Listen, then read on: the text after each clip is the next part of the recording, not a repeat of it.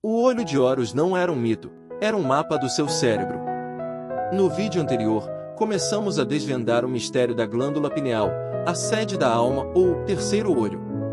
Agora, na parte 2, vamos mergulhar em como esse aprendizado se conecta com a prática do yoga, especialmente através das técnicas de respiração. Veremos como Totti, através dos ensinamentos deixados nas tábuas de esmeralda, nos guia exatamente nesse caminho, revelando como a iluminação pode ser alcançada por meio do autoconhecimento. E uma população que nunca desperta é fácil de controlar, fácil de vender, fácil de manipular. Totti não estava interessado em controlar ninguém. Seus ensinamentos eram para iniciados, aqueles dispostos a trilhar o caminho estreito. Aqueles que compreendiam que a alquimia não se trata apenas de metais, mas do refinamento do eu. A secreção sagrada é o seu ouro interior. É o fogo líquido que, quando tratado com reverência, se torna a centelha que acende a pineal. Você não precisa acreditar que isso é verdade. Você só precisa tentar viver de uma maneira que preserve sua energia interior e ver o que acontece. Quando o óleo começa a subir, tudo muda. Seus pensamentos se tornam mais nítidos. Seus sonhos se tornam mais vívidos. Seus instintos se tornam mais fortes. O véu começa a se tornar mais fino. É por isso que os antigos associavam o processo à ressurreição, à fênix, ao renascimento de Cristo. Não se tratava da morte literal, tratava-se da morte da ignorância. O momento em que a luz retorna ao trono e os olhos se abrem de dentro. Eles codificaram isso em todos os principais textos e símbolos. A terra que mana leite e mel? É o seu cérebro, a sua hipófise e a sua pineal, secretando substâncias sagradas quando alinhadas. A história do filho pródigo é a semente retornando para casa depois de se perder nos centros inferiores. Belém, a casa do pão, é o seu plexo solar, o local de nascimento da semente. 3 dias no túmulo? É quanto tempo o óleo repousa no cérebro antes de se transformar. Nunca foi sobre história. Sempre foi sobre você. Você foi ensinado a procurar sinais e milagres no exterior, mas o verdadeiro milagre está dentro da sua própria anatomia.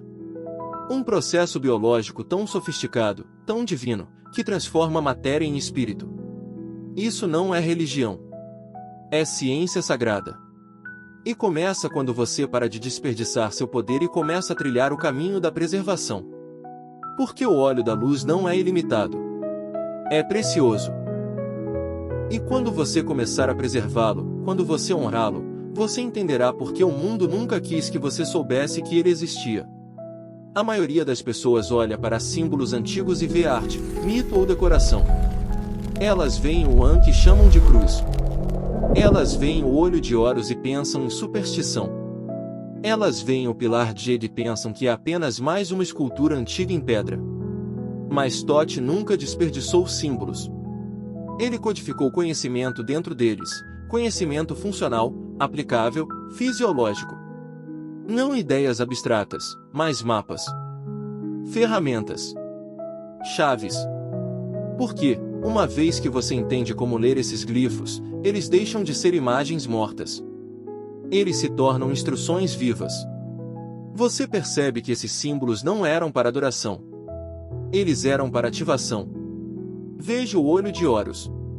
Dividido em 6 segmentos, cada parte corresponde a um sentido humano: visão, audição, paladar, tato e intuição.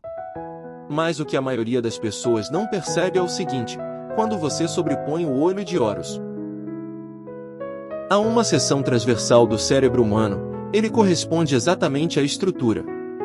O tálamo, o corpo caloso, a pineal e a hipófise, todos presentes na imagem.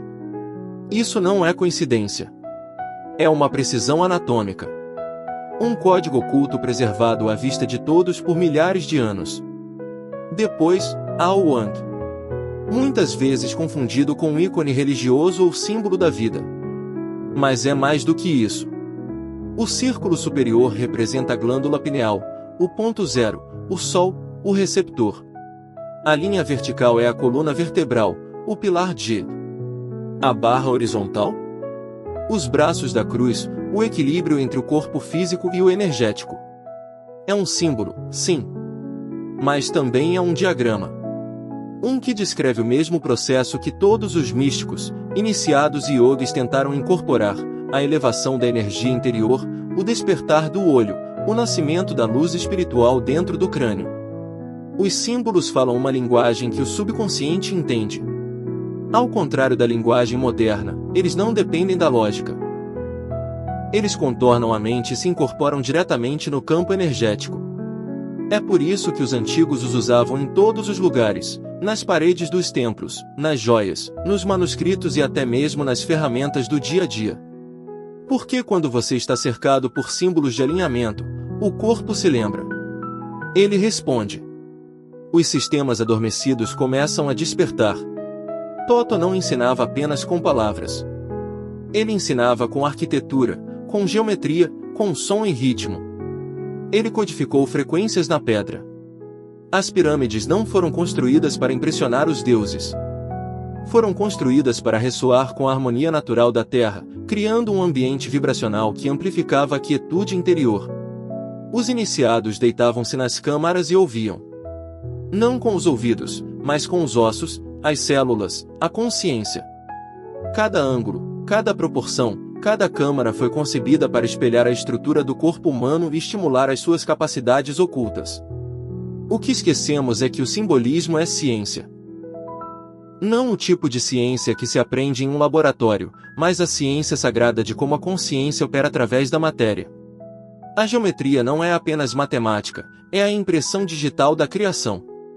A espiral, o círculo, o triângulo, todas as expressões universais dos padrões energéticos dentro de você. Quando você medita dentro de certas formas, seu campo energético muda. Quando você canta sons específicos, seu cérebro muda de frequência. Quando você respira em ritmo com proporções sagradas, seu sistema nervoso se realinha. É por isso que os ensinamentos de Toto sobrevivem, não porque as pessoas preservaram a doutrina, mas porque preservaram as formas. Os códigos. E mesmo quando os textos foram queimados e as línguas perdidas, os símbolos permaneceram. Esculpidos na rocha. Gravados na consciência. Esperando por alguém como você para parar de vê-los como arte e começar a usá-los como instrução. Você não precisa entender todos os detalhes agora. Você só precisa saber isto. A mesma geometria que existe nas pirâmides, nos templos e nos pergaminhos antigos existe dentro do seu corpo. Seus ossos, seus órgãos, seus padrões de respiração, todos seguem as mesmas proporções. Você não é um acidente aleatório. Você é a arquitetura. E o seu despertar não vem da adoção de novas crenças. Vem da ativação de memórias antigas. E os símbolos são a porta de entrada. Então, da próxima vez que você vir o olho, o Ak ou o Djed, não apenas olhe para eles. Sinta-os. Eles não estão pedindo para serem decifrados, estão pedindo para serem lembrados. Porque dentro de você, há uma parte que já sabe o que eles significam. Enterradas sob a areia e o tempo, envoltas em metáforas e mistério, as tábuas esmeraldas de Thoth não são apenas relíquias de uma civilização perdida, são transmissões. Instruções codificadas para aqueles com olhos para ver e mentes dispostas a lembrar. Estas não são as palavras de um homem tentando ser seguido. Estas são as palavras de um ser que transcendeu a forma, deixando para trás um rastro de migalhas para aqueles prontos para despertar do sono do mundo físico. E no centro desses ensinamentos está o caminho para despertar o sol interior. Toto fala de emergir da escuridão para a luz, de permanecer adormecido nos salões de Amenti, aguardando o chamado da consciência. Muitos leem isso e imaginam um submundo mitológico, um reino de fantasia. Mas a verdade é mais concreta e muito mais poderosa. Os salões de Amenti não são um lugar abaixo dos seus pés. São as câmaras mais profundas da sua própria mente. Caminhos neurais adormecidos. Circuitos latentes no sistema energético do seu corpo que permanecem inutilizados, acumulando poeira nos cantos esquecidos da consciência. E quando o chamado chega, quando você começa a se lembrar, esses salões se iluminam. Não metaforicamente. Literalmente. O sol interior não é uma frase poética. É a glândula pineal em plena ativação. Um centro bioelétrico que, quando despertado, brilha com sua própria luz sutil. Ele produz DMT, uma molécula que os cientistas ainda não conseguem explicar completamente. Ele recebe e irradia frequências além do espectro físico. Ele conecta dimensões. E quando é ativado, o véu se levanta. Você para de ver o mundo como uma série de objetos. Você começa a ver padrões, energia, verdade. Você reconhece a ilusão pelo que ela é e deixa de ser controlado pelo que lhe ensinaram a chamar de realidade. Tote nunca nos disse para escapar do corpo. Ele ensinou que a transcendência vem através da incorporação, através da quietude, através da intenção e através da purificação. Suas tábuas falam sobre dominar o eu antes de comandar os elementos, sobre se alinhar com a lei cósmica antes de buscar o poder. O caminho nunca foi sobre dominação. Era sobre ressonância. Para despertar a pineal, você deve ressoar com a verdade de quem você é. Não a história que lhe foi contada, não o papel que você desempenha, mas a pura consciência por trás de tudo isso. O sol interior não nasce quando você está distraído, superalimentado, superestimulado e desconectado da sua respiração. Ele nasce quando você retorna à quietude. Quando você honra seus próprios ciclos, seus próprios ritmos. Quando você silencia o ruído e sente a frequência por trás do silêncio. Esta não é uma experiência passiva, é uma ignição energética. Sua coluna vertebral se torna o altar. Sua respiração se torna a oração. E sua pineal se torna a chama. As tábuas descrevem a transformação do homem em luz. Não em teoria. Em essência. Quando o óleo sobe, quando as energias se alinham, quando os circuitos estão limpos, a luz que habita dentro de você começa a se mover. Ela sobe pela coluna vertebral. Ela toca o cérebro. Ela abre os olhos. E o iniciado se torna algo novo, não mais, não melhor, mas mais real. Mais completo. Não mais fragmentado por crenças, traumas e programação, mas reintegrado à fonte de onde todas as coisas vieram. É por isso que Tote escreveu em código. Porque essa verdade não pode ser compreendida apenas pela mente. Ela deve ser sentida, vivida, experimentada. Você não pode ler o caminho para o despertar. Você deve fazer o trabalho. Preserve sua energia. Aumente a corrente. Ative a lâmpada. As tábuas esmeraldas não foram feitas para serem adoradas. Elas foram feitas para serem aplicadas. A linguagem pode ser densa, os símbolos obscuros, mas a mensagem é clara. Você não é um ser passivo. Você é um instrumento cósmico, construído para canalizar a luz através da forma. E quando esse sol interior nasce, você não precisa de validação externa. Você não precisa de sistemas para lhe dizer quem você é. Você se torna a sua própria fonte de conhecimento. Seu próprio guia.